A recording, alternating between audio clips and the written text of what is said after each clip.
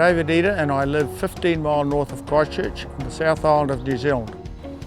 My family has been in the area since 1850 and we have been growing blackcurrants here for 43 years on my blackcurrant farm. We grow the best blackcurrants in the world here because of our high UV light and the best variety. So we can produce high levels of anthocyanins which are quite unique.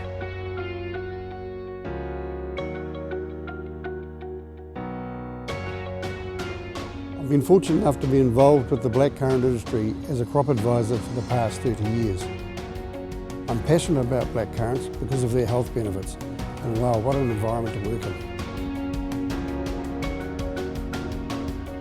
in. We use a minimum number of intervention processes so nature can and will look after itself.